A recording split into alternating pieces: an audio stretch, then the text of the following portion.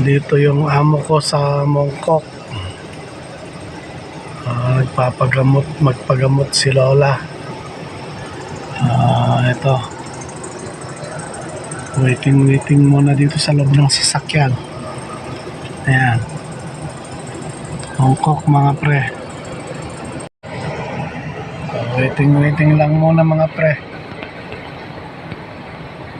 Sabi niya needs daw ng mahigit 1 oras or 2 oras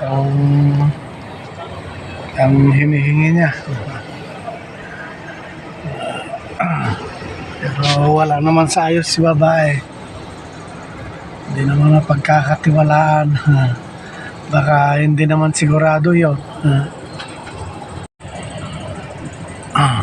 Walang sure na sinasabi si babae mga pre. Speedy bagal. Ayun, umabanti na sila.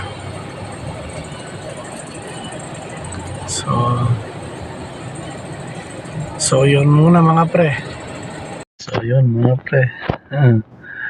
Kagabi umabot kami ng hanggang alas 8 ng gabi. Puyat mga pre. Ngayon madaling araw, alas 7 lalabas na. Mamaya lang yung alaga ko mga pre.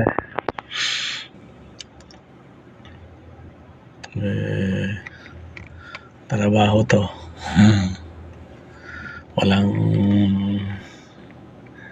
Walang pagpipilian pag nasa malayo ka.